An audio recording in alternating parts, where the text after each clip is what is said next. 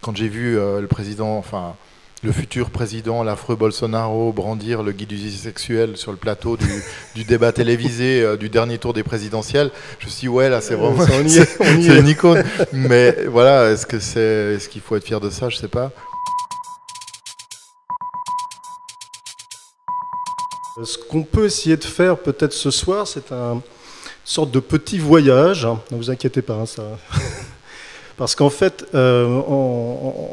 en regardant, en préparant cette interview, je me suis rendu compte que quand même vous aviez non seulement une production assez pléthorique, beaucoup de collaborations, donc vous étiez un auteur très touche à tout, et finalement il y a une sorte de constellation ZEP, et je pense qu'on pourrait peut-être se faire, comment dire, une petite visite dans votre galaxie. Alors on ne va pas faire toutes les planètes parce que sinon ça serait un peu long, mais voilà, on va peut-être commencer par le Soleil, puisque en fait dans toute galaxie il y a un astre un petit peu plus brillant que les autres, donc le Titeuf.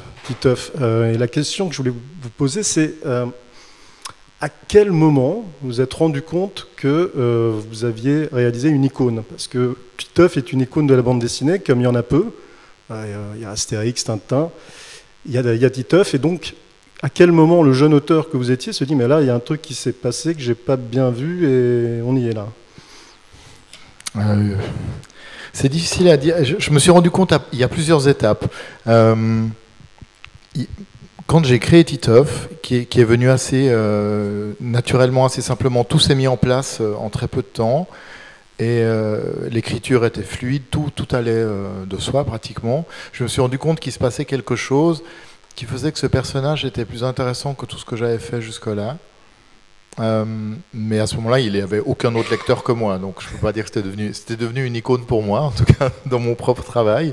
Et j'ai pensé qu'il allait intéresser, qu'il pourrait plaire à des lecteurs. Mais ça s'est vite calmé parce que je l'ai proposé à aux éditeurs que je connaissais, tout le monde l'a refusé. Donc je me suis dit, bon, non.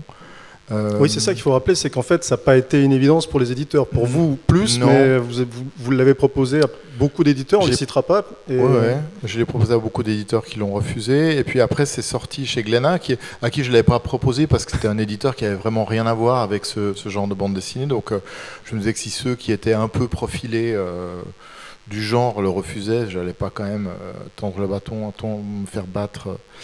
encore plus, donc j'ai laissé un peu tomber, c'est passé dans des fanzines et ça s'est retrouvé chez Glénat. Après, il y a eu en librairie assez vite un engouement, c'est-à-dire que j'allais en librairie, il y avait des gens qui revenaient, qui venaient faire une dédicace, qui partaient, ils revenaient une heure après en reprenant un autre, donc je me suis dit là il se passe un truc. Dès le premier album. Dès le premier album, mais ça reste quelque chose d'assez confidentiel. On passe à du très confidentiel, à du moyen confidentiel. Mais oui, enfin, du fanzine. Voilà, il y avait toujours une progression.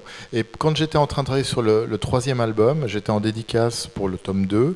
Et là, j'ai vu arriver des hordes d'enfants. Et c'était pas le public que j'avais au début, c'était un public d'adultes, de fans de bande dessinée. Et là, j'ai vu arriver plein d'enfants qui connaissaient les histoires par cœur. Et j'en étais le premier surpris, je ne pensais pas que les enfants liraient ces histoires-là. Je trouvais que c'était trop proche de leur vie, qu'il n'y avait pas ce décalage qu'on peut avoir dans Harry Potter qui permet de sublimer un peu l'enfance, mais qu'on était les pieds dedans et que pour finir, est-ce que ça avait un sens de le faire? Et eux m'ont éclairé là-dessus en disant, mais nous on aime bien parce que Titeuf ne nous prend pas pour des débiles, donc c'est notre vie et il n'y a pas ce côté... alors, eux ne développaient pas aussi loin, mais ils disaient, ça n'a pas ce côté, en gros... on sent que ce sont nos parents, enfin des parents qui font des BD pour leurs enfants.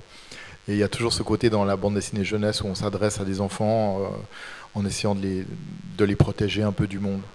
Donc il y a eu ça, puis après il y a eu plein d'étapes en fait, quand Titeuf s'est retrouvé traduit, tout à coup on m'a invité, les choses s'accélèrent, au début c'est plus lent, puis après ça s'accélère, on m'a invité en Chine, en Afrique, quand j'ai vu le président, enfin le futur président, l'affreux Bolsonaro, brandir le guide sexuel sur le plateau du débat télévisé du dernier tour des présidentielles, je me suis dit, ouais, là, c'est vraiment c'est une icône. Mais voilà, est-ce qu'il faut être fier de ça? Je sais pas.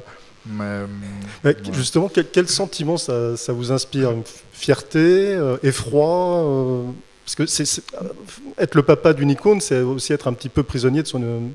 C'est la possibilité de se faire emprisonner ou un peu vampiriser par sa création. Oui, mais enfin, comme vous l'avez dit, j'ai fait plein d'autres choses. Ça on va m'empêche voir. pas de faire d'autres choses. Au contraire, je trouve que ça me permet de faire d'autres choses parce que il y a aussi des lecteurs qui vont peut-être être plus curieux pour aller voir ce que j'ai fait parce que mon nom est déjà connu. Donc c'est une chance formidable. Et puis, non, on est stupéfait, quoi. C'est-à-dire que voilà, moi j'ai toujours espéré avoir des lecteurs de bande dessinée, mais j'ai jamais imaginé que quelque chose pourrait prendre cette envergure-là. Donc je trouve génial quand je suis invité, quand on m'a invité, je sais pas, pour visionner les premiers rushs du dessin animé ou l'adaptation, la numérisation de Titeuf pour qu'ils soient un personnage de Game Boy. Jamais je me suis dit, j'espère qu'un jour mes personnages seront dans une Game Boy, mais le fait qu'il y soit, je trouvais ça amusant. Voilà, tout ça est assez amusant, comme recevoir une médaille ou de voir Bolsonaro s'exciter sur un bouquin. C'est pas... Personne se dit, ah, j'espère qu'un jour j'aurai un président brésilien bien connard qui va brandir mon bouquin et l'interdire. Non, mais quand ça arrive, c'est assez marrant quand même. Vous avez rapidement parlé de sa naissance, donc seul, presque dans une soupente. Vous avez quand même donc le sentiment que vous teniez quelque chose. Est-ce qu'il y avait des modèles, des choses qui vous inspiraient un peu à l'époque ou... Moi, j'ai toujours été un lecteur de bande dessinée, mais j'ai jamais été fan de bande dessinée avec des personnages enfants. Je me suis jamais dit que je ferais de la bande dessinée avec un personnage enfantin. Donc, je peux pas dire que j'avais un modèle précis, mais j'aimais beaucoup Marcelin Caillou de Sampé dans ce genre de personnage. J'aimais Calvin et Hobbes.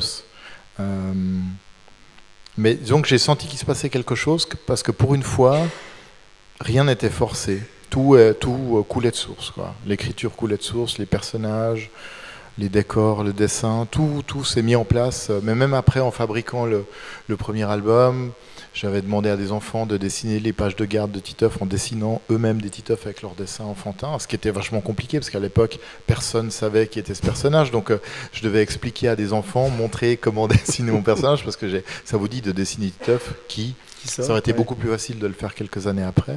Mais le fait de développer cette écriture enfantine de Titeuf que j'ai utilisée pour les 4e de couverture, tout l'album c'est imposé. Donc ça, je trouve que c'est bon signe parce qu'il y a des fois des choses qu'on fait un peu au forceps, qu'on n'est pas sûr, on cherche.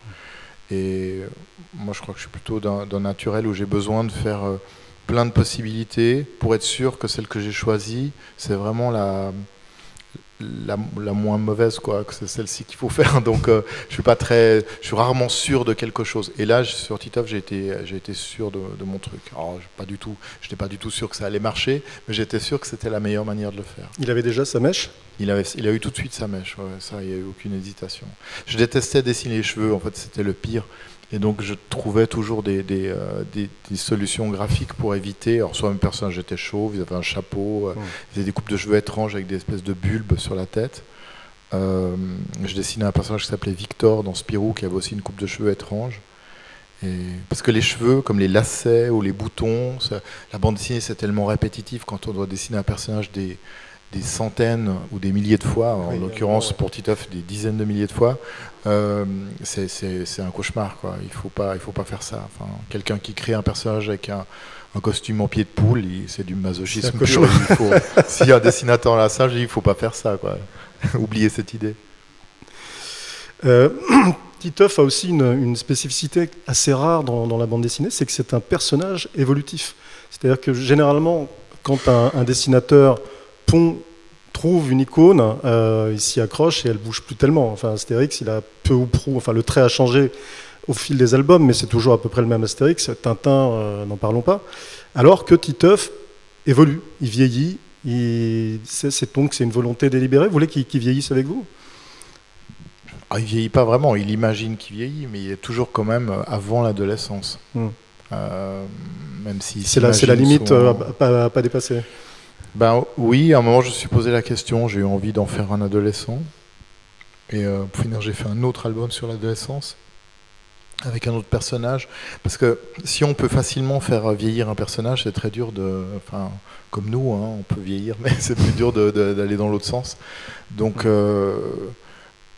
je trouve qu'il est lié à cette époque, quoi. Il est lié à tout ce qui fait l'enfance, cette urgence de grandir, cette incompréhension du monde des grands, ce fossé qui est entre les filles et les garçons qui va se transformer complètement à l'adolescence.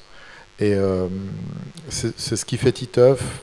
Et le sortir de ça, j'ai l'impression que ce serait rigolo pour 3 à 4 histoires, mais après j'ai l'impression que j'aurais pas grand-chose à raconter. Donc il est un peu coincé, mais fatalement il vieillit avec moi sans vieillir, parce que moi j'ai plus du tout la même vision de l'enfance que quand je l'ai créé. Je l'ai créé, j'avais pas d'enfant. Aujourd'hui j'imagine que dans pas très longtemps je vais être grand-père, donc ça change. Ça change ma vision de l'enfance, mais en même temps, je le fais toujours de la même manière, c'est-à-dire en essayant d'être dans la peau du personnage. Mais ça change la vision de l'enfance et en même temps, c'est difficile de complètement vous évader du personnage. Il faut rester avec cette fraîcheur. Comment vous faites justement pour être près entre guillemets, de l'ADN de départ de Titeuf? Vous avez gardé votre âme d'enfant?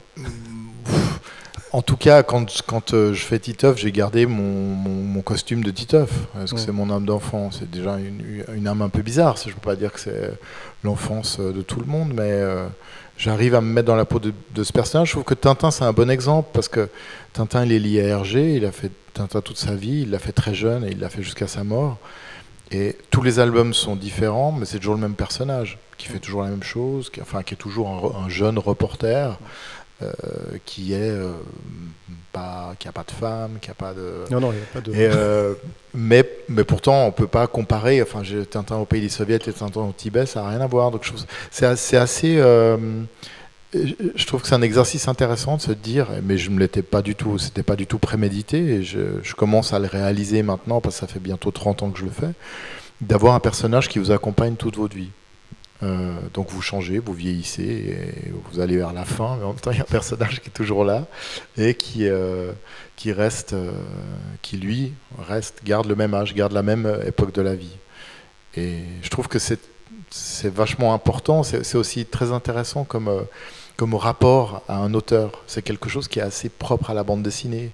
Il y a quelques romanciers qui ont eu des personnages comme ça, qui les ont accompagnés, mais dans la BD, c'est quelque chose qui est assez fréquent. On fait un personnage toute sa vie. Alors, pour moi, le mauvais aspect, c'est que quand on est mort, l'éditeur se dit, au fond, on va trouver quelqu'un qui leur dessine. Qui poursuit. Et parce que c'est tout à fait possible de copier le dessin de quelqu'un. C'est pas insurmontable, mais on peut pas être à la place de cet auteur. Donc ce sera toujours une copie. C'est comme si Patrick Sébastien faisait le prochain disque d'Elvis. C'est pas possible. Mais je crois que c'est quelque chose qui je sais pas pourquoi, c'est ancré un peu dans l'idée qu'on peut le faire. On peut le faire aux personnages de bande dessinée. Je pense que quand on aura empaillé tous les personnages qui nous ont fait rêver, on se rendra compte que c'était une connerie de le faire. Mais c'est un petit peu ce qu'on est en train de faire dans la bande dessinée. Donc, si je vous comprends bien, une petite œuvre ne vous survivra pas. Non, non, bien sûr que non. Okay. Mais je souhaiterais à personne de faire ça, d'ailleurs. Je trouve que c'est pas un cadeau de dessiner le personnage d'un autre. Parce que, au fond, tout le monde, tous les lecteurs disent « Ah c'est quand même moins bien, quoi. » Donc, vous passez votre vie à dessiner un truc en imitant quelqu'un, c'est-à-dire en contraignant le talent qu'on peut avoir de dessinateur, pour être pas vraiment reconnu, parce qu'au fond on est toujours un peu déçu, parce que c'est jamais qu'une imitation. Et enfin on le voit sur Astérix par exemple, où Ferry et Conrad, un grand scénariste, un dessinateur incroyable, c'est moins bien que Uderzo, quoi, et que Goscinny. Donc parce qu'on est attaché à ces auteurs. On est attaché à eux, à leur manière de raconter, de dessiner, et si quelqu'un d'autre le fait, même s'il imite très très bien, c'est jamais la même chose. Ça reste une imitation. Donc ça nous laisse un goût bizarre, quoi. On va faire une pause haut parce qu'il fait très chaud en fait. On bronze un peu, nous, en fait, pendant qu'on est là. Ça vous rappelle les scènes de concert? Juste pour finir avec Titeuf, autre chose aussi, c'est que quand même, effectivement, il évolue parce qu'il s'engage. Il y a ce strip qui est paru, je crois que c'était en 2015, en octobre 2015, donc en réaction à ce qui se passait en Syrie, à la guerre en Syrie, le fait que les gens étaient tirait à vue, qu'il y avait des explosions partout. Ça a été une évidence de le faire, parce qu'on n'attendait pas forcément Titeuf dans ce genre d'aventure. En plus, il meurt à la fin, ses amis meurent, ses parents meurent, enfin bon. C'était presque une évidence, en fait. Ça l'est devenu en quelques heures. C'était à la demande du journal Le Monde, pour tous les blogueurs qui travaillaient sur le journal, de faire une journée spéciale migrants. Et on était à ce moment-là vraiment abreuvés dans les médias par toutes sortes de commentaires sur le drame des migrants. On allumait la télé, on n'avait que des scènes de migrants qui étaient refoulés aux frontières, qui étaient en déplacement, enfin des images terribles, mais contre lesquelles en fait on sait assez bien se blinder, donc on devient vite cynique, on se met à déconner, à faire des plaisanteries là-dessus, puis ça ne nous touche plus quand on regarde ça en mangeant, enfin je dis on, mais je regardais ça à la télé, au bout de la 10e fois ça nous fait plus rien, on dit ah ouais c'est triste, mais on mange quand même des chips, et je me disais comment faire pour que on soit touché par cette histoire, parce que c'est vrai qu'on commençait à entendre des discours sur mais au fond ces gens, bon ils viennent mais ils ont vraiment besoin de partir, ils pourraient pas rester chez eux, donc il y avait tout ce discours pour justifier le fait qu'on fermait les frontières et pourquoi nous on doit en prendre et eux ils en ont moins pris, etc. Et je me suis dit, peut-être qu'une bonne manière toujours je pense qu'on a une espèce qui a besoin de fiction, c'est toujours plus facile de raconter un truc par de la fiction que par un texte d'actualité. Donc on est toujours plus touché si c'est un film que si c'est un reportage. Et c'est le paradoxe, hein, on est plus touché par la réalité si c'est pas fait, si ce ne sont pas des vrais gens. Si ça plaise pas la fiction. Et je me suis dit, ben voilà, en bande dessinée, ce qui serait génial, c'est de raconter ça avec un personnage que tous les gens connaissent. Et je me suis dit, ce qui serait cool, c'est de raconter le drame, enfin ce serait intéressant de raconter le drame des migrants avec Astérix.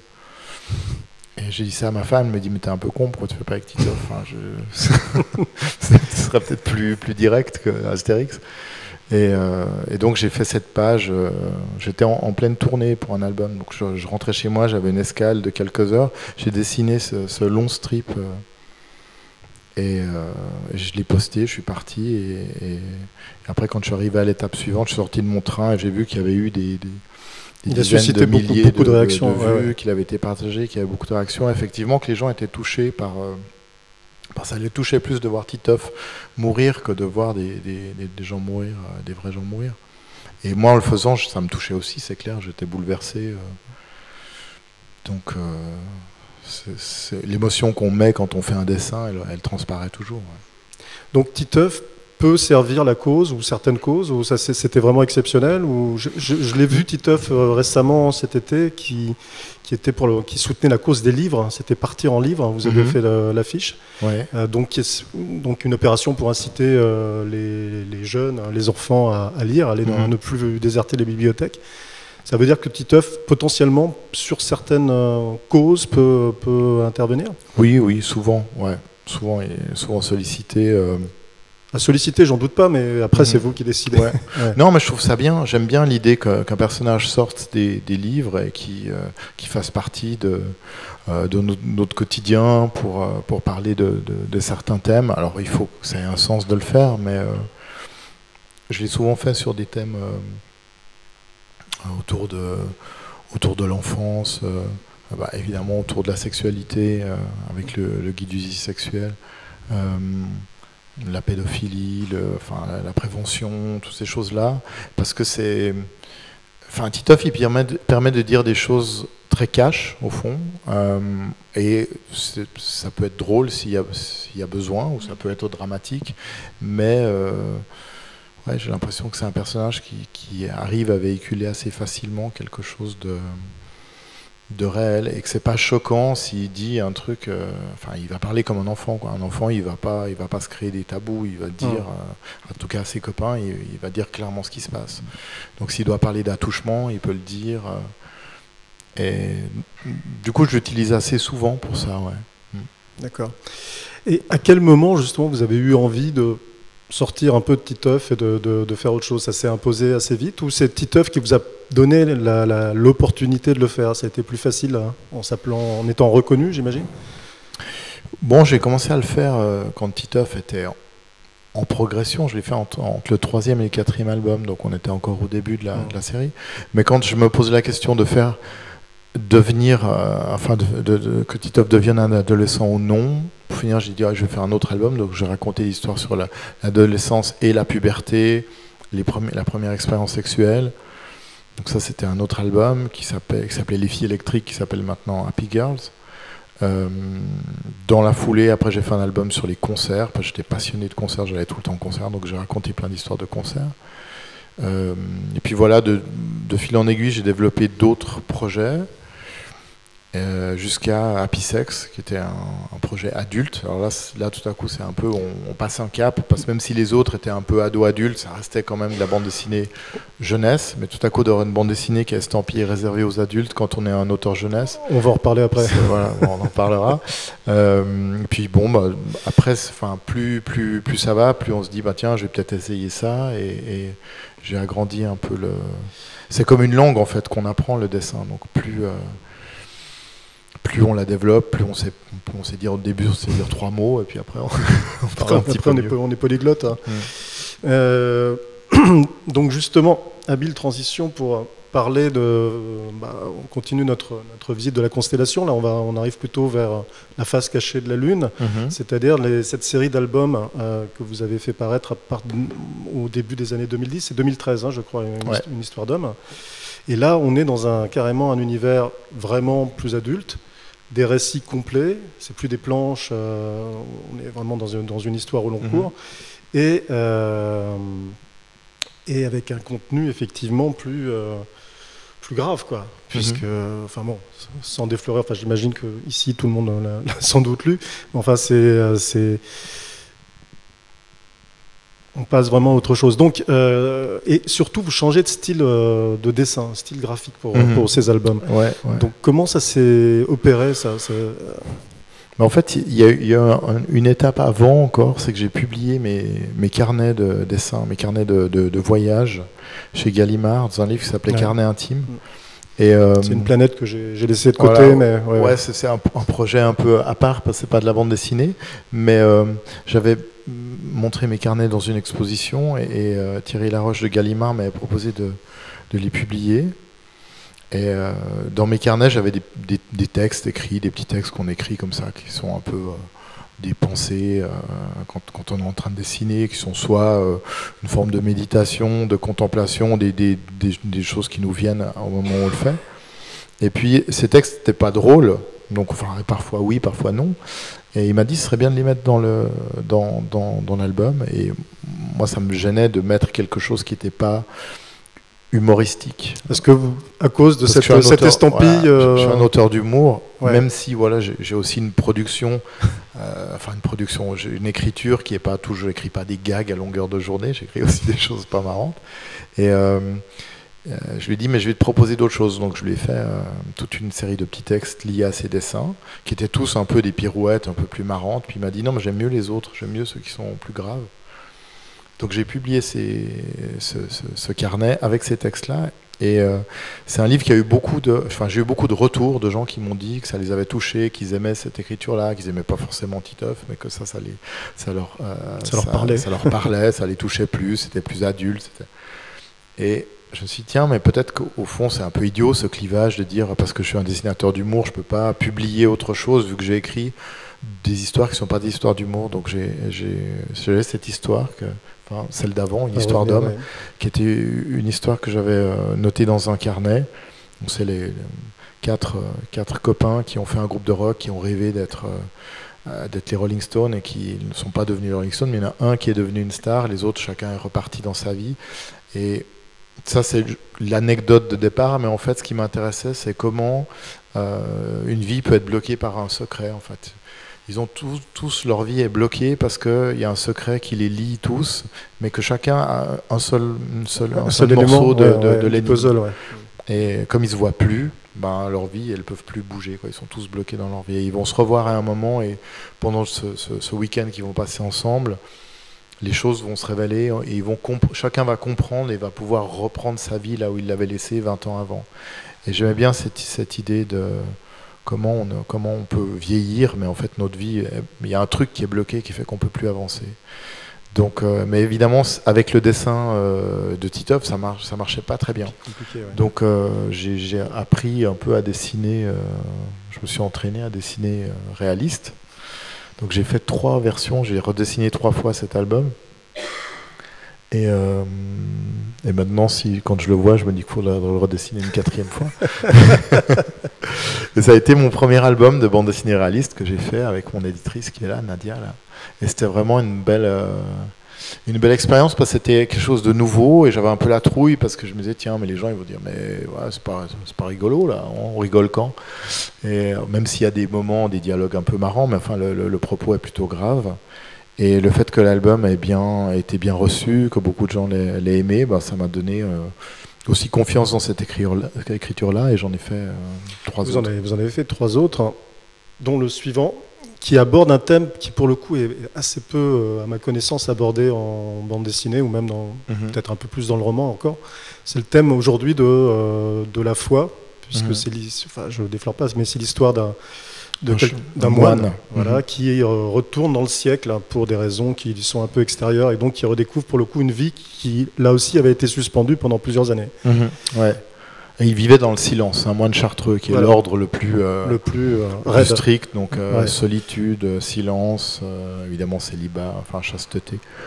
Et après 25 ans, il sort de son monastère et il retourne, il revoit, il réapprend à parler déjà, à voir des gens, à voir des femmes, parce qu'il n'en a plus vu depuis 25 ans. Et je me demande, c'est quelque chose qui m'a toujours questionné, je me dis ça doit être assez incroyable de faire ce choix de disparaître, et assez attirant en même temps de dire, parce que voilà, ce monde-là, il nous plaît, mais il y a aussi des choses qui sont extrêmement oppressantes, donc l'idée de pouvoir fuir, s'échapper de ce monde et complètement disparaître, c'est possible, il y a des gens qui le font, et c'est les gens qui choisissent ces vies-là, au final, leur vie leur appartient plus. Ils n'ont plus de responsabilité, ils sont plus responsables d'eux-mêmes puisqu'ils appartiennent à une congrégation qui décide tout pour eux, quand ils mangent, quand ils dorment. Et puis voilà. C'est vrai que c'est plus simple. Hein, c'est quelque chose de très simple, mais en même temps, il faut pas devenir fou parce qu'on est seul. On est face à soi-même ou face à Dieu, s'il y a un Dieu. Donc voilà, ça m'intéressait de parler de ça, de parler de choses assez abstraites au fond. Donc j'avais dit, voilà, j'ai un 2e projet, mais ça je pense pas que ça va intéresser beaucoup de monde, parce que c'est une histoire un peu... Et pour finir, c'est un album qui a bien marché, qui a été longtemps, qui a été coup de cœur de plein de libraires, parce que même s'il raconte une histoire très singulière au fond, qui est celle de très très peu de lecteurs, j'imagine, il y a peu de chartreux qui sont lecteurs de bande dessinée à mon avis. Ça touche des choses, et ça c'est aussi le côté génial, je trouve, de faire un livre, c'est qu'on écrit une histoire qui est plus grande que nous, donc en plus avec le dessin il y a quelque chose de très émotionnel, donc on fait des dessins des gens vont être touchés très fort par des choses que nous on a fait de manière quasi automatique. Et comment vous êtes documenté? Vous avez rencontré des chartreux ou vous avez visité des monastères? Alors on ne peut pas visiter un monastère chartreux parce que c'est fermé, c'est vraiment un cloître. J'ai rencontré un chartreux qui était excloîtré, et je pense qu'il n'y en a pas beaucoup, je pense qu'il y en a un. Par chance, il était en Suisse, et il a été 20 ans en monastère, donc il a pu me raconter beaucoup d'anecdotes. Il fallait se battre un peu, c'est un chartreux, donc il n'avait pas parlé pendant 20 ans, même si ça faisait longtemps qu'il était sorti, il n'était pas très loquace, mais... Et moi j'avais des questions sur mon histoire, sur la véracité, mais après j'avais plein de questions techniques de dessinateur, en disant mais là est-ce que le couloir pour aller de ta maison, parce que chaque chartreux vit dans une petite maison, comme dans un bungalow en fait, à l'intérieur du monastère, c'est-à-dire qu'ils ne se voient pas entre eux, chacun est seul dans ce monastère de solitude. Seul ensemble. Ouais. Et donc c'est vachement particulier quand même comme truc. Alors je lui demandais comment c'est, le jardin, le truc, comment est construite la maison. Alors oui, il y a un documentaire magnifique qui s'appelle Le Grand Silence qui existe, où on voit un peu l'intérieur. Il faut savoir que le réalisateur allemand qui a fait ce documentaire a écrit à la Grande Chartreuse pour le faire, et ils ont mis 18 ans à lui répondre. Donc moi j'avais écrit aussi à la Chartreuse, la Val-Sainte, dans laquelle se situe l'intrigue. J'attends toujours la réponse, mais je l'aurais écrit il n'y a que 5 ans, donc tout peut arriver encore. Et à un moment, il m'a dit, mais tu sais, de toute façon, je pense qu'il reste 8 chartreux à l'intérieur de la Val-Sainte. Il y a assez peu de chances qu'ils lisent ta bande dessinée. Donc, il y a un moment, tu as aussi droit à une liberté artistique dans ce que tu vas raconter. Parce que, pour finir, les seuls experts qui pourraient dire, mais là, tu n'as pas mis le robinet au bon endroit, oui, il y a peu de chances qu'ils le voient. Voilà. Et effectivement, j'ai reçu aucun courrier de lecteur de la part des moines chartreux. Ok. L'album suivant, encore très différent des deux précédents, Diane, puisque là on est plus dans l'univers d'une fable écolo pour aller vite et qui finit par l'apocalypse, quoi. Allons-y. Donc c'est quelque chose qui vous anime depuis longtemps, qui vous préoccupe depuis longtemps, tout ce qui est l'avenir de la planète, l'environnement, la fin annoncée. Oui, mais comme tout le monde. Enfin, je ne suis pas un militant furieux, quoi. J'essaye de prendre des mesures au sein de ma famille, d'éduquer mes enfants, pas bouffer de la viande tous les jours, pas consommer comme des malades, mais je ne peux pas dire que je sois un militant. Je suis pas sur les barricades tous les jours. Non, mais c'est une anecdote qui m'a vraiment donné envie de faire cette histoire sur l'intelligence des arbres. En fait, c'était une anecdote où j'avais entendu cette histoire. Mon fils m'a raconté cette histoire des antilopes du Transvaal en Afrique qui avaient été décimées par des acacias. En fait, à un moment, les arbres ont décidé qu'il y avait trop. Les arbres ont décidé, j'en sais rien, mais il y a un dessin prise de conscience naturel qui a pris à un moment une décision, et ces arbres sont devenus toxiques uniquement à l'heure où on mangeait ces koudous, et ils ont décimé cette population de koudous du Transvaal. Et après, une fois que c'était régulé, ils sont redevenus complètement comestibles. Et les autres animaux qui mangeaient à une autre heure pouvaient les manger, ils n'avaient rien. C'était que à l'heure de... Sélectif, quoi. Ouais.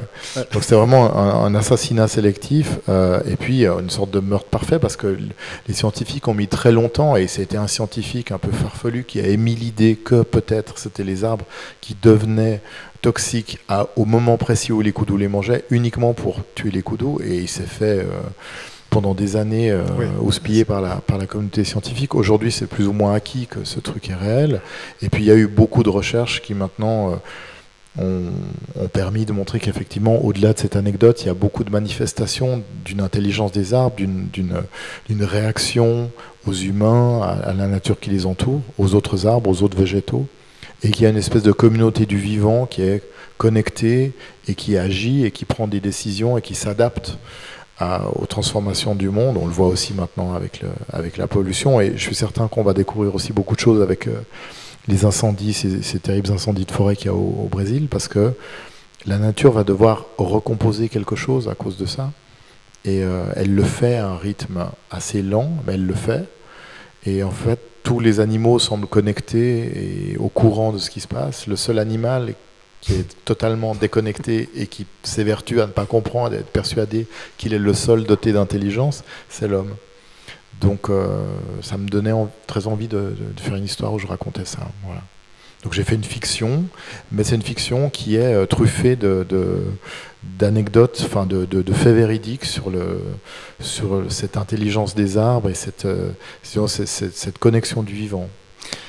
Mais en vous écoutant, moi, je découvre pas, mais ça corrobore ce que je pensais. C'est-à-dire que c'est effectivement des fictions, mais à chaque fois, il y a quand même un vrai travail de recherche derrière. Vous parlez de choses que vous connaissez, que ce soit le business, enfin pas le business, mais les concerts, le monde des concerts rock dans Une histoire d'homme, que ce soit ce que vous nous avez raconté sur cette enquête auprès du seul moine chartreux défroqué, ou... il n'est pas défroqué, il est excloîtré. Excloîtré, pardon.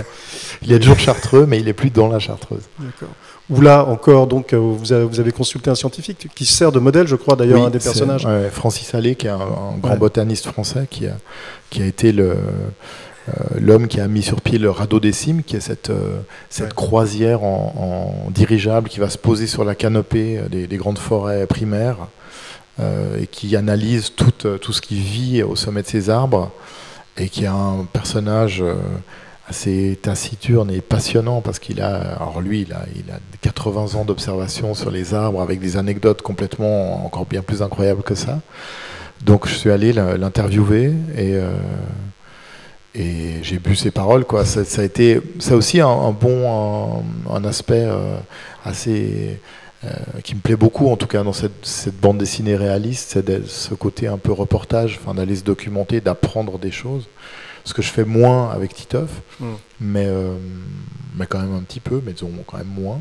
Et là, j'aime bien aller sur des sujets qui sont des sujets qui a priori m'intéressent, mais pour lesquels j'ai aucune qualification. Compétence particulière.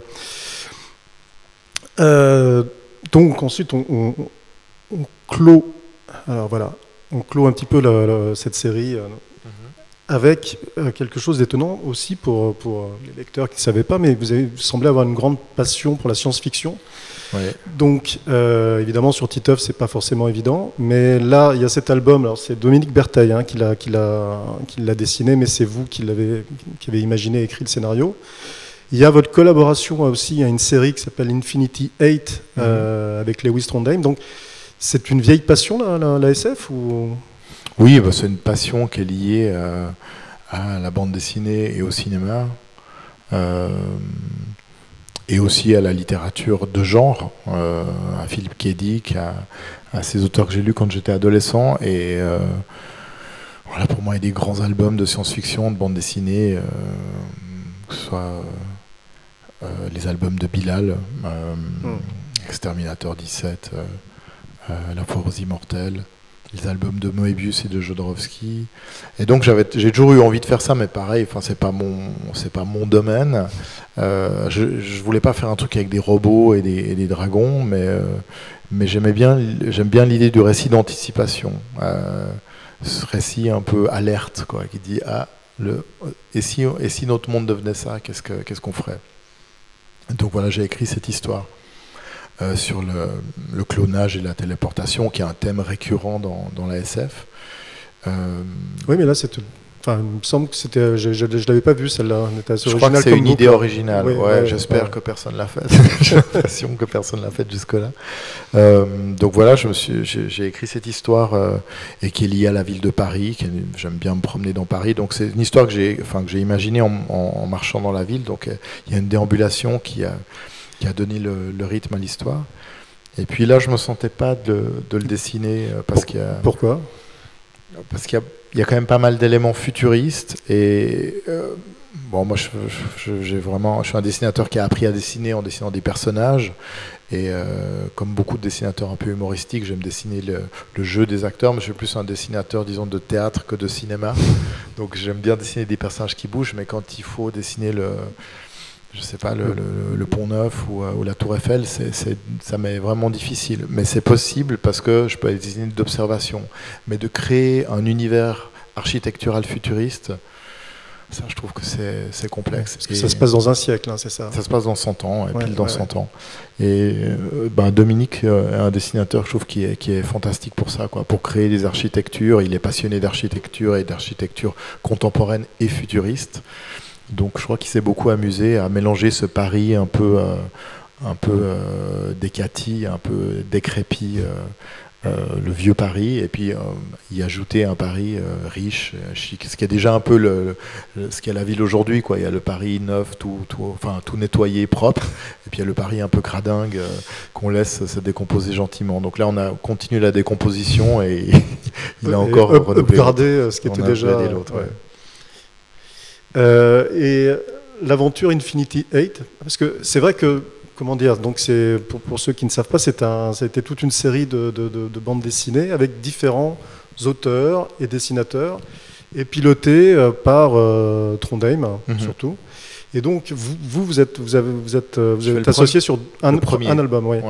Et donc je me disais, parce que sur le papier c'est pas évident, la collaboration entre vous et Trondheim, tout s'est bien passé, parce que c'est deux personnes, on va dire, vous avez deux personnalités qui semblent sur le papier assez différentes. Ça c'est le côté génial de Lewis, je trouve, c'est qu'il a fait tellement de choses que j'ai l'impression qu'il aime toujours se mettre en danger avec des trucs plus compliqués. Donc là, son nouveau projet compliqué, c'était faire une série en 8 tomes avec 8 dessinateurs et 8 scénaristes différents, ce qui est quand même un peu le truc à faire des cauchemars. Et c'est lui qui supervisait tout ça. Et c'est toujours intéressant de travailler avec un autre scénariste. C'est la seule fois où j'ai vraiment fait ça, parce que c'est là où on mesure ça, qu'on a chacun une manière de travailler, sur quoi on travaille, quels sont peut-être nos points forts et nos points faibles. Donc de le faire en direct avec Lewis, c'était vachement intéressant. Le travail d'équipe, c'est un truc que vous aimez bien en BD? Pas tellement, non. Non, de manière générale, j'aime mieux travailler tout seul, mais j'aime bien écrire pour d'autres dessinateurs qui ont un dessin que j'admire, parce que voilà, ils vont faire dans ma tête, le livre a une certaine forme, et eux, ils vont en faire qu'un truc que je serais incapable de faire. Donc ça m'intéresse, mais je crois pas que je sois le plus prêteur avec mes jouets. C'est-à-dire que j'aime bien, mais c'est aussi une souffrance d'avoir mon histoire qui est prise en main par quelqu'un d'autre, parce qu'il faut toujours accepter de l'abandonner un petit peu à un dessinateur. Il ne le fera pas exactement comme vous l'auriez fait. Il le fera jamais comme on l'a pensé, mais d'habitude c'est pour le mieux, donc ça va. Mais par moment, parfois non. Enfin, on imaginait, on est déçu, c'est pas comme ça qu'on le voulait. Alors voilà, j'ai eu de la chance parce que et Dominique Bertaille et Vince, avec qui j'ai travaillé aussi, c'est des gens qui acceptent. Enfin, il n'y a pas de conflit d'ego, donc on peut travailler. L'idée, c'est de faire un bon album, donc on peut négocier. Voilà. C'est un peu plus dur avec lui. Pourtant, c'est une collaboration qui dure quand même. Non, mais je l'adore. Et c'est vraiment, c'est comme mon petit frère dans la bande dessinée, mais il est plus difficile à faire recommencer, lui. En tous les cas, je crois qu'au début, vous faisiez des storyboards, mais en fait, ça le complexait, quoi, parce que les storyboards arrivaient, il disait c'était trop bien dessiné pratiquement. Ouais, de toute façon ça lui va jamais. Hein. Quand tu fais un storyboard, ça lui va pas. Alors je fais une version scriptée, mais il dit ouais, mais il manque des indications de dessin. Alors j'en fais des dessins. Ouais. Et c'est un dessinateur qui me dit ce qu'il veut faire. Enfin, je suis vraiment une sorte je fais un scénario à la carte. Il me dit je veux un scénario avec tel personnage qui se passe dans tel lieu, sur tant de pages, avec ce genre d'objet. Donc ouais, c'est assez contraignant quand même. Mais j'aime bien parce que c'est comme un jeu, quoi. Il faut faire un scénario sur mesure selon le souhait de Monsieur Thébault. Et à part ça, j'adore son dessin, donc ça me va tout à fait. Et c'est lui le spécialiste de comics. Moi, c'est pas vraiment ma culture. Votre culture. Okay. J'en ai lu quand j'avais 10 ans, comme beaucoup de petits garçons. J'ai lu Strange, Nova, ces journaux. Mais après, ça m'intéressait plus, j'ai arrêté, donc je connais pas. Ça fait que c'est lui, chaque fois qu'il doit m'expliquer, me dire qui est un tel. J'ai toujours pas réussi à mémoriser les Avengers et la Ligue des Justiciers, je sais pas qui est qui. Je comprends jamais pourquoi il y a un Iron Man qui est doré et l'autre qui est argenté. Si vous avez compris, dites-moi franchement. Donc voilà, donc Thébault me fait des fiches et j'arrive plus ou moins à naviguer avec ça. Ok. Peut-être dernière étape de ce périple galactique, cette fois-ci, on va aller vers Vénus et Mars, c'est-à-dire Apisex. Et là, il y a un deuxième tome qui vient juste de sortir, s'il veut bien, voilà. Pareil, vous aviez commencé à en parler tout à l'heure, mais peut-être revenir là-dessus. Pourquoi, comment, quoi? Pourquoi vous êtes lancé là-dedans? Vous pensez que c'était un domaine qui n'était pas suffisamment traité en BD ou mal ou... Je trouve qu'il n'est pas énormément traité. Il y a un genre, il y a un genre pornographique en bande dessinée qui existe. Il y a un genre grivois avec des gags coquins, voilà. C'était ni l'un ni l'autre que j'avais envie de faire. Et je venais de travailler, j'ai fait le premier tome il y a pile 10 ans, et je venais de passer 2 ans à travailler sur l'expo du zizi sexuel à la Cité des Sciences. Ouais. Donc j'avais dessiné, trouvé des idées, plein de trucs pour parler de sexualité à des enfants. Et ça m'a amusé, mais au terme de ces 2 ans, je me dis j'aimerais bien faire la même chose, mais un album adulte, où là on peut vraiment, parce que là la contrainte c'est qu'il fallait raconter, expliquer, mais il fallait faire attention parce qu'on ne pouvait pas trop montrer, il fallait que ce soit explicite, sans être choquant, sans être interdisable, enfin voilà. Et du coup, j'ai imaginé, j'ai commencé à écrire des gags comme ça sur la sexualité des adultes, de mes contemporains, et ça m'a bien amusé. Et quand j'en ai parlé à mon entourage, il y a tout de suite eu une espèce de panique, genre ah mais non, il faut surtout pas faire ça parce que tu es un auteur jeunesse, donc il faut pas. Il y en a qui ont été brûlés pour ça. Hein. Ungerer à l'époque. Tom Ungerer, il a eu des gros problèmes. Bon, c'était quand même presque 30 ans avant, mais bon, en 30 ans, il se passe pas tant de choses que ça. Donc, mais bon, moi j'ai l'impression qu'on pouvait le faire, donc j'ai tenu bon sur mon projet, et puis. Voilà, le premier album est sorti, a eu un beau succès, avec un autre public de nouveau. Alors, parce qu'effectivement, les jeunes lecteurs de Titeuf ne pouvaient pas l'avoir. Enfin, même si je pense qu'il y en a qui l'ont regardé quand même. Et mes enfants notamment. Et puis voilà, 10 ans après, je me suis dit que c'était amusant de faire un état des lieux 10 ans après. Il y a des nouvelles choses. Même si, bon... Voilà, l'époque a changé quand même. En 10 ans, on est devenu... J'ai la sensation que c'est une époque un peu plus pudibonde. On peut pas rire de tout. Il y a des censeurs partout sur Internet. Enfin, c'est...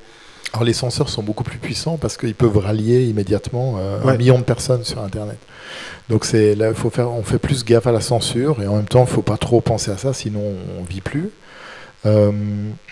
Mais paradoxalement, on a beaucoup plus banalisé la pornographie, on vit avec de manière beaucoup plus détendue. Il y a eu MeToo, il y a une prise de parole des femmes dans le domaine de la sexualité qui dépasse la rubrique Mon couple dans Elle. C'est vrai qu'elles ont beaucoup la parole d'ailleurs dans le second volume. Hein. Donc il y a aussi beaucoup de nouvelles choses à raconter. Il y a tous les sites de rencontres où on peut maintenant commander son partenaire avec ses préférences avant même de le rencontrer, on sait ce qu'on va lui faire. Donc tout ça, c'est assez marrant, quoi. C'est prétexte à raconter plein de choses, ce côté très libéré et en même temps toujours assez... on est devenu plus pudique, on déconne moins, il faut faire plus attention, quoi. Et j'ai l'impression que même c'est devenu encore plus sérieux, c'est-à-dire que c'était aussi ça le postulat du premier album, c'était de dire la sexualité c'est un sujet trop sérieux. Moi je trouve qu'on a besoin de rire un peu parce que des fois on est coincé dans nos histoires sexuelles de couple ou pas de couple, mais parce que voilà, il y a des choses qui fonctionnent pas et c'est vite pesant parce qu'on a l'impression que si quelque chose marche pas, c'est toute notre vie qui est un échec.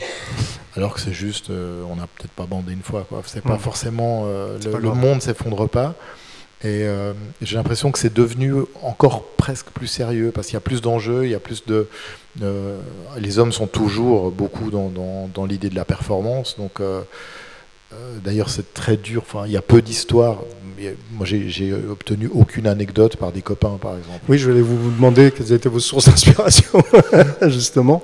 Moi je suis surtout allé sur le net pour le coup, je suis allé sur des sites de rencontres, sur des chats, j'ai lu les enquêtes qui ont été publiées il y a 10 ans, cette année il y en a eu une qui est sortie. Alors, j'ai pas tout lu, mais donc j'ai compulsé un peu. Et effectivement, sur les sites, sur les chats, et même dans mon entourage, dans mes amis, les femmes sont beaucoup plus généreuses en anecdotes, pour raconter ce qu'elles vivent. Les hommes, on est toujours beaucoup plus sur la performance, donc ça raconte pas grand-chose, quoi. Et puis c'est pas tellement la performance qui est marrante de toute façon. C'est plutôt l'échec ou la mésaventure. Oui, elle est même souvent un peu conne, la performance, donc c'est pas très intéressant.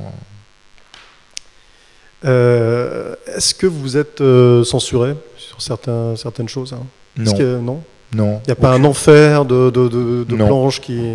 Il y a beaucoup de pages qui ont été laissées de côté, parce que j'en ai écrit beaucoup pour avoir mon album. J'en ai écrit 130 à peu près pour en garder 60. Là typiquement, l'homme, il a moins à raconter que les femmes, quoi. C'est clair. c'est pas... on ne peut pas faire des romans sur notre orgasme. Ouais. Mais non, il n'y a pas... À partir du moment où le livre est pour adultes, en plus il est sécurisé, hein, il est emballé... il s'appelle Happy Sex. Je me dis que les gens qui viennent là, qui vont le déballer et l'ouvrir, ils vont pas dire oh mon Dieu. Enfin, ils s'attendent quand même à voir des sexes à l'intérieur. On est entre adultes, c'est explicite. Je vois pas pourquoi ce serait embarrassant de dessiner un sexe en érection pour un public adulte. Ouais. Donc non, il n'y a rien qui est... ce qui est toujours un peu délicat, mais là en l'occurrence, j'avais pas ce problème. Je l'ai eu sur le tome 1.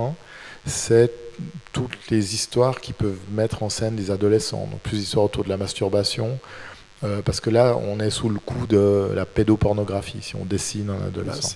C'est la mésaventure qui est arrivée à Bastien Vives cette année, enfin l'année dernière. Ouais, l'année dernière. Avec Petit Paul. Donc oui, et puis effectivement, Petit Paul, il y a 10 ans, je pense qu'il y aurait eu 100 personnes qui ont écrit une lettre d'insulte, mais là, avec les réseaux sociaux, ça a fait retirer ça peut faire interdire le livre. D'accord. Il y a peu de couples ou de relations homosexuelles? Ouais, il y en a très peu. Je suis désolé. En fait, j'ai pas trouvé de. Non, mais c'est pas un... Non, mais j'ai pas trouvé. C'était pas. Je m'étais pas dit, je vais faire un album uniquement hétérosexuel. J'avais envie de raconter des histoires hétéro, homo, enfin de toutes les sexualités possibles. Et il y a un large échantillon. Hein, déjà. Ouais. Mais j'ai pas trouvé. Enfin, mes histoires homo, elles étaient vraiment moins marrantes. J'ai gardé une histoire homo avec 2 femmes. Et mes histoires avec des hommes, elles étaient un peu faibles. Et puis j'ai l'impression que dans ce genre, il y a un auteur allemand qui s'appelle Ralph Koenig, que moi j'aime beaucoup, qui lui raconte avec ce genre d'humour le quotidien d'hommes qui s'aiment, alors sexuel, et aussi leur quotidien de vie amoureuse, et qui c'est vraiment hyper marrant. Donc j'avais l'impression de faire du sous Ralph Koenig, donc j'ai laissé tomber ces pages. Tout à fait. Et question difficile, mais comment on peut parler de cul sans être vulgaire? C'est quoi les règles à adopter? C'est difficile à dire. Je peux pas vous dire. Moi, je suis jamais vulgaire parce que c'est pas à moi de le juger. Mais c'est à la fois très explicite. Effectivement, rien n'est caché. Je pense qu'il y a un truc de dessin. C'est que quand on, moi, j'ai un dessin assez minutieux. C'est-à-dire que je vais tout dessiner. Je peux pas dire ce truc je vais juste l'évoquer parce que ça fait un trou dans mon dessin, donc je suis obligé de tout dessiner, et il y a un moment il faut dire ok, on le fait ou on le fait pas. Si on le fait, il faut le faire complètement. Donc si on dessine un sexe en érection, c'est un sexe en érection. Si on dessine une chatte, c'est une chatte. Enfin bref, il faut tout dessiner avec la même minutie. Voilà. Et d'ailleurs, je vais passer autant de temps à dessiner la bibliothèque qui est derrière que le God ceinture, parce que mon dessin est comme ça. J'arrive pas, je vais pas. Alors que je trouve que dans la bande dessinée pornographique, souvent, on sent que s'il y a un sexe qui est dessiné, je sais pas, j'ai l'impression que le dessinateur est en train de transpirer et de mettre une minutie énorme, puis le reste c'est un peu merdique. Et parce que c'est juste là pour exciter, alors que moi, c'est pas de la bande dessinée pour exciter, c'est pas le propos, pour rigoler, mais simplement, voilà, pour rigoler de nos sexualités, je vais les dessiner. Je vais pas dessiner des gens en slip comme au cinéma où on veut parler de sexe, mais au fond, on fait comme si on était des enfants. Ok, moi, je ne voudrais pas monopoliser parce que le temps tourne, donc c'est peut-être, si vous voulez poser des questions à Zep, ça va être le moment. Avant qu'on ait fondu. Oui. Attendez, on vous passe le micro, ce sera plus simple. Hein. Donc je vais revenir sur The End. Quand vous faites The End, vous prenez des risques en fait. Le risque de faire quelque chose de différent, le risque de faire passer un message assez fort, un message écologique assez fort, et puis aussi le risque dans l'évocation des Doors et de Jim Morrison et de The End. Est-ce que, donc, vous vous investissez personnellement en prenant des risques. Est-ce que vous y allez quand même tout seul, ou est-ce que vous prenez conseil autour de vous, vos proches, avant de réaliser l'album? Sur The End, je suis allé voir beaucoup de spécialistes, dont Francis Allais, le botaniste. Je suis allé voir des chimistes, je suis allé voir des gens qui travaillent dans l'agroforesterie. Enfin, je suis allé voir beaucoup de spécialistes pour savoir si mon histoire était déjà écrite en fait. Donc je tremblais un peu à l'idée qu'ils me disent c'est n'importe quoi, il faut pas le faire. Mais je voulais qu'ils, entre guillemets, valident, même s'ils peuvent pas valider, puisque c'est une fiction, mais savoir si ma fiction, elle est juste un peu au-delà de la réalité, ou si elle est complètement à côté de la plaque. C'est ça, en fait, le truc. Et donc après, j'ai un peu aussi, en parlant avec les spécialistes, eux, ils m'ont aussi raconté des choses que j'ai intégrées dans mon histoire. J'ai changé certains mouvements du récit.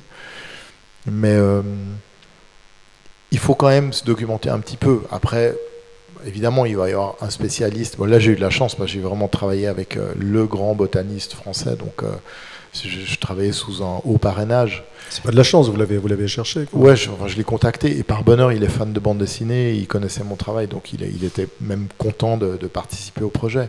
Mais parfois, effectivement, il faut y aller. Dans Paris 2119, c'est un postulat scientifique qui est de la fiction. Donc on y va, j'ai lu plusieurs choses dessus, j'ai parlé avec une ou deux personnes qui travaillent en biogénétique, Mais voilà, je ne peux pas dire que je suis devenu un spécialiste du sujet. Il y a sûrement des scientifiques qui peuvent dire « mais vous dites n'importe quoi, monsieur ». Évidemment, on dit n'importe quoi, puisqu'on est des auteurs de fiction. Mais je pense que c'est aussi le rôle de l'auteur de fiction, c'est d'imaginer des histoires qui sont un peu du n'importe quoi, mais qui ont un petit morceau à l'intérieur de réel, pour qu'on se dise tiens, c'est vrai, ce truc pourrait arriver, est-ce que ce serait bien, est-ce que ce serait atroce, qu'est-ce que j'en pense? Pour moi, il n'y a pas de message... alors sur Diane, il y a quand même un message assez appuyé sur le fait que l'homme ne prend pas sa place, à mon avis, et qu'on a besoin d'entendre ce message de la nature qui nous entoure, de réveillez-vous les gars, enfin, arrêtez de vous comporter comme si vous étiez tout seul sur Terre. Je ne sais pas si j'ai répondu à votre question, hein, mais... Oui, c'était ça. Moi, je parlais aussi de donc, la documentation, mais aussi le fait que vous faisiez passer un message très fort, et beaucoup plus fort que... Enfin, fort différemment de ce que vous faites avec Titeuf, et que peut-être vous risquiez d'avoir des retours négatifs. Bon, au final, il n'y en a pas parce que ça marche très très bien, mais il y avait d'autre part un investissement très fort. Voilà, ça que je... Merci. Madame, au fond. Bonsoir et merci beaucoup. Merci Zep, parce que moi je vous ai découvert il y a plus de 20 ans et maintenant ce sont mes filles qui vous lisent. Et je trouve que c'est sympa de passer ces BD à ses enfants. Bien sûr Titeuf, hein, pas les autres, mais voilà. J'ai deux petites questions. Pourquoi Zep, si vous pouvez nous expliquer? Est-ce que c'est un acronyme, quelque chose de mystérieux, je ne sais pas. Et je leur dirai du coup. Et deuxième question, on a parlé de Galaxy, et quel est par contre vous, votre panthéon de la BD? Voilà, merci. Alors, Zep, ça vient d'un petit journal que je faisais quand j'étais au lycée, qu'on avait baptisé Zep avec deux copains parce qu'on était fans de Led Zeppelin. Et donc ça parlait de profs et de musique, et je me suis retrouvé très vite tout seul à faire le magazine. Et le dernier numéro, c'était un numéro spécial con, et j'ai surtout des couvertures, j'ai surtout des caricatures. Et la couverture, c'était la caricature du directeur de l'école. Et donc j'ai été convoqué dans le bureau du directeur. Je pensais que j'étais totalement anonyme, mais tout le monde savait que c'était moi. Et il m'a dit, c'est vous Zep. Et voilà, c'est la première fois qu'on m'a appelé Zep. Et après, je me suis mis à signer avec ce petit nom. Mais pareil, c'était pas tellement prémédité. Je ne m'étais pas dit, j'aurais un pseudonyme. J'avais toujours trouvé un peu con d'avoir un pseudonyme. Avant, je signais toujours Philippe Chapuis, mes bandes dessinées. Mais à partir de là, j'ai signé Zep. Alors, au niveau des signatures de sérigraphie, je trouve que j'ai fait un super bon choix.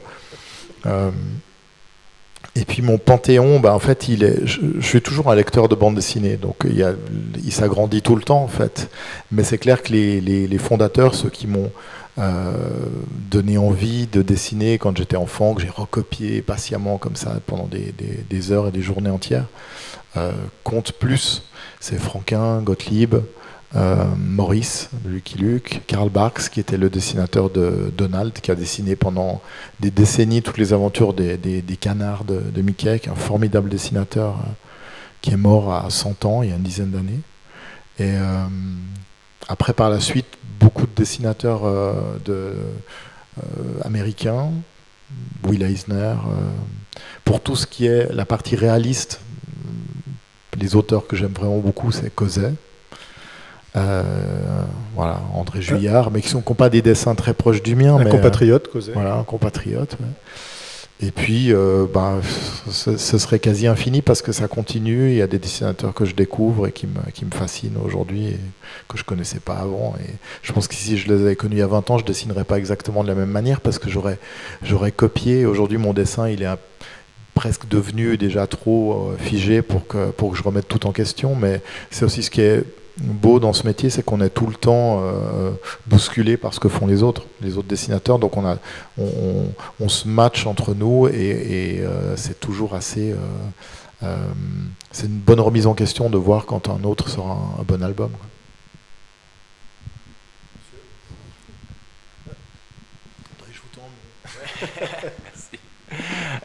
Oui, du coup, moi j'avais des petites questions. Déjà par rapport à Titeuf, qui a bercé mon enfance évidemment, je voulais savoir est-ce qu'il y a des trucs que peut-être vous n'auriez pas fait aujourd'hui, mais que vous avez fait à l'époque, des trucs que si vous pourriez les corriger, vous le feriez.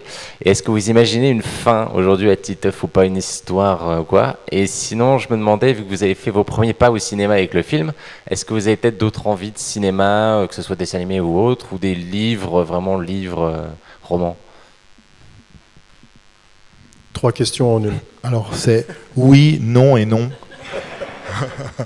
Oui, il y a plein de trucs que je referais pas la même chose. Il y a beaucoup d'histoires que je pourrais plus faire, simplement parce que elles sont venues à une époque et je suis plutôt content en fait quand je relis mes anciens albums parce que je trouve qu'ils sont bien tombés. J'ai l'impression qu'ils sont bien tombés, que je serais pas capable d'écrire ces histoires-là aujourd'hui. J'écris plus de la même manière. Donc voilà, j'ai pas de regrets, je me dis pas, oh, mon Dieu, j'aimerais tout refaire. Parfois, il y a certaines choses que j'aimerais refaire, c'est plus dans le dessin en fait. Mais j'ai l'impression que les histoires de Titeuf, elles sont toujours venues assez naturellement. Les autres projets d'albums, je suis plutôt, ça va, je suis assez bienveillant, je pose un regard bienveillant sur mon passé. Tout évolue, quoi, donc ça a été fait à une certaine époque. Je suis pas tellement dans l'idée de faire l'album parfait, que je referai toute ma vie et que je sortirai sur mon lit de mort en disant enfin il est prêt. Mais parce que je pense que de toute façon c'est une quête impossible, ce sera jamais prêt parce qu'on continue à évoluer notre regard sur la manière sur le monde, et puis notre manière de raconter le monde. En fait, on apprend le monde en même temps qu'on le raconte. Donc c'est un peu un exercice de menteur parce qu'on fait comme si on connaissait les choses alors qu'on les découvre en même temps que tout le monde. C'est l'histoire du raconteur d'histoire. Moi j'aime beaucoup un de mes films préférés, c'est le roman Notre Tricheur de Sacha Guitry, où ça raconte l'histoire d'un type qui raconte des histoires et qui a berné tout le monde toute sa vie autour de lui, et c'est un peu le métier qu'on fait en fait. On invente des histoires en faisant comme si elles étaient vraies et on les dessine, et c'est cool parce que plein de gens les lisent et disent ça a l'air vrai. Voilà.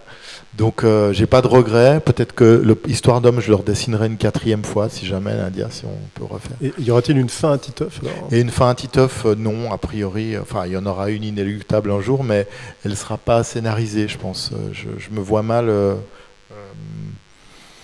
Je me vois mal tuer vraiment Titeuf. Je me vois mal le quitter. Pendant longtemps, je me disais, je vais dessiner Titeuf jusqu'à ce que j'ai plus d'idées. Mais j'ai l'impression que cette espèce de lien distendu avec l'enfance, c'est comme un élastique, c'est-à-dire qu'on s'en éloigne et quand on y revient, c'est jamais la même chose. Donc il y a toujours des nouvelles choses à raconter, même si c'est pas infini. Donc j'espace de plus en plus les albums pour avoir quand même des nouvelles histoires à raconter. Mais j'ai toujours du plaisir, et moi ça me rendrait profondément malheureux de me séparer de ce personnage. Je me verrais pas dire j'arrête Titeuf. Je verrais pas pourquoi je l'arrêterais aujourd'hui. J'aurais dû l'arrêter tout de suite, ou jamais, mais on peut pas tellement faire ça. Donc non, je pense que je vais le continuer jusqu'à la fin. Et le cinéma, vous avez des projets? Et le cinéma, aucun projet. Bon. Voilà.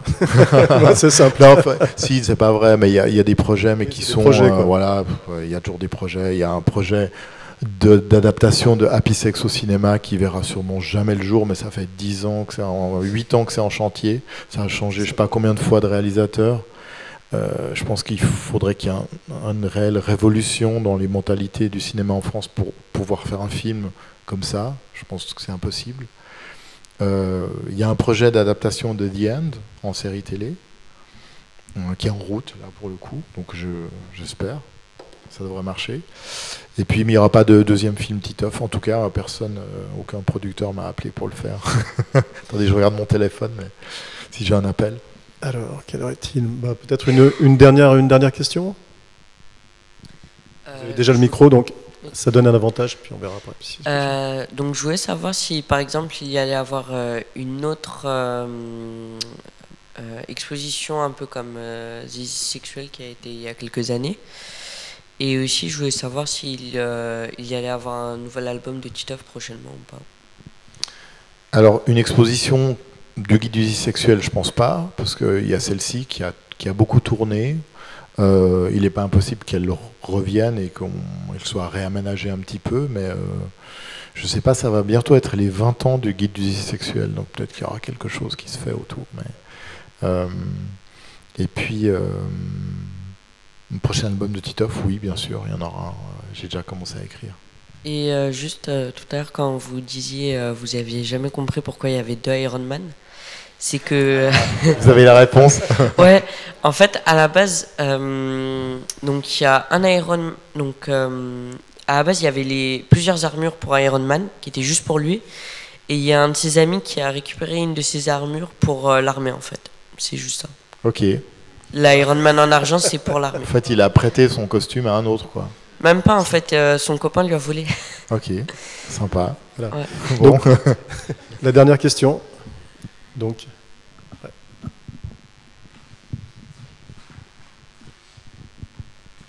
Merci. Bonsoir Zep, merci pour cette discussion. Alors il me semble justement au début de la discussion, vous avez évoqué le public que vous souhaitiez viser au début de l'écriture de Titeuf, notamment premier album. Et donc on avait parlé justement, c'était pas vraiment les enfants. Donc je souhaiterais savoir quel type de public visiez-vous initialement. Et ensuite le fait de s'être rendu compte au bout du deuxième, troisième album que les enfants se sentaient vraiment concernés par le personnage, les aventures, est-ce que ça vous a conduit à changer un peu les aventures, quoi, à partir de là? Alors en fait, je visais pas vraiment un public, mais j'imaginais que ce serait lu, c'est prétentieux de dire viser un public, parce que j'espérais avoir plus que ma maman qui lirait mes livres, mais j'imaginais que ce serait plutôt des gens de mon âge. Donc moi j'avais 25 ans quand le premier est sorti, je pensais que ce serait des gens qui auraient cette espèce de distance avec une espèce de tendresse sur leur enfance, qui auraient du plaisir à la retrouver, parce qu'ils l'avaient peut-être un peu oublié comme moi, et que ce serait marrant de se dire ah oui c'est vrai qu'on était au fond, l'enfance c'est pas comme dans les triplés, mais c'est aussi des trucs cruels, c'est aussi des moments de solitude et de honte, et des questionnements assez angoissants sur l'avenir. Donc voilà, j'avais envie de faire quelque chose de rigolo pour les gens de cet âge-là. Et quand les enfants sont venus, ils étaient là, Titeuf existait déjà, j'étais en train de terminer le troisième album.